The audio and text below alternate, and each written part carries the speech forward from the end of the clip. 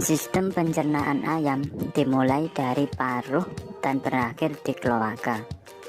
Organ sistem pencernaan meliputi paruh, esofagus, tembolok, proventriculus, ampela, usus halus, usus buntu, usus besar, dan kloaka.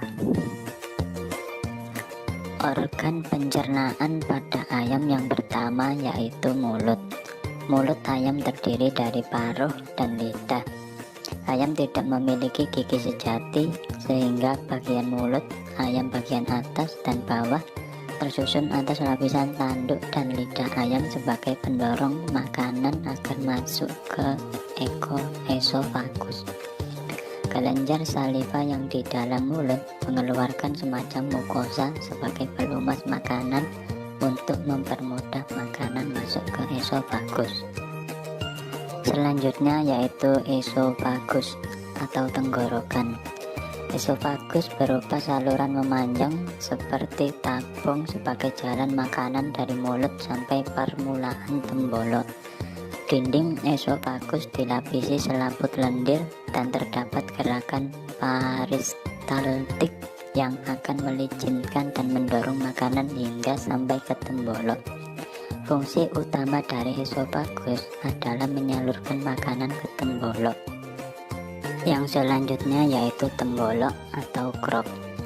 Tembolok berbentuk seperti kantong pundi-pundi yang merupakan perbesaran dari esofagus, di mana bagian dindingnya terdapat banyak kelenjar mukosa yang menghasilkan getah untuk melunakkan makanan. Makanan akan terhenti sejenak untuk dilunakkan karena ayam tidak memiliki gigi sejati untuk mengecilkan partikel pakan yang dimakan. Tembolok atau crop berfungsi menyimpan dan menerima makanan untuk sementara sebelum masuk ke proventriculus. Yang selanjutnya yaitu proventriculus. Proventriculus disebut juga lambung kelenjar.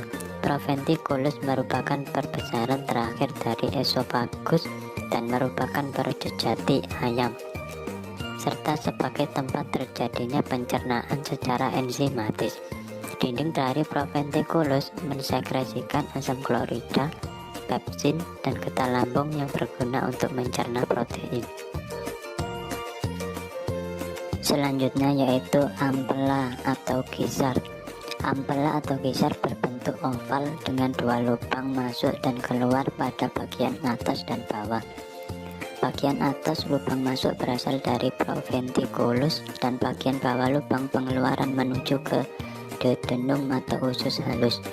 Organ ini berisi butiran-butiran batu atau grit yang berguna untuk menggiling makanan secara mekanis. Pada umumnya, ampela berwarna merah dan sedikit campuran putih pada bagian luar. Ukuran daripada ampela dipengaruhi oleh aktivitasnya.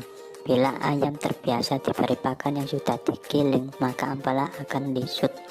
Fungsi dari ampela adalah mencerna makanan secara mekanik dengan bantuan grit yang berada di dalamnya. Selanjutnya yaitu usus halus.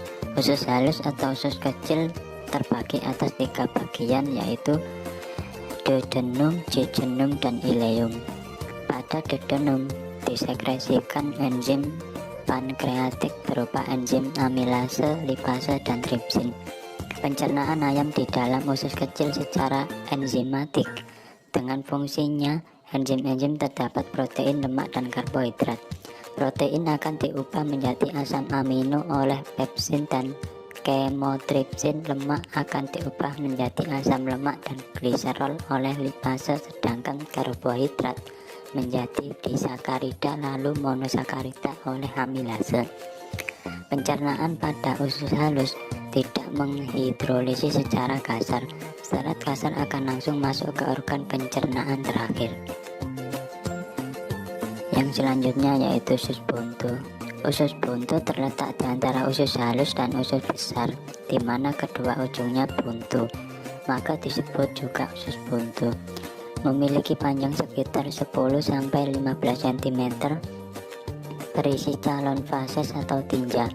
Fungsi dari usus buntu belum diketahui secara jelas, tetapi di dalamnya terdapat digesti sedikit serat oleh aktivitas mikroorganisme dan pencernaan karbohidrat dan protein serta absorpsi air.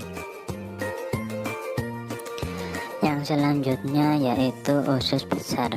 Usus besar terletak paling belakang, terdiri dari rektum yang pendek dan bersambungan dengan kloaka, berupa saluran yang mempunyai diameter 2 kali lipat dari diameter usus halus atau usus kecil. Pada usus besar terjadi reabsorpsi air untuk meningkatkan kandungan air pada sel tubuh dan mengatur keseimbangan air pada ayam. Yang terakhir yaitu kloaka. Kloaka merupakan bagian akhir dari saluran pencernaan dan lubang pelepasan sisa-sisa digesti, urin, dan muara saluran reproduksi. Pada kloaka terdapat 3 muara saluran pelepasan, yaitu urodum sebagai muara saluran kencing dan kelamin, coprodum sebagai muara saluran makanan, dan protodum sebagai lubang keluar yang berhubungan dengan udara luar. Bagian terluar dari kloaka disebut ven, yang pada betina lebih lebar dibanding jantan karena untuk tempat keluarnya telur.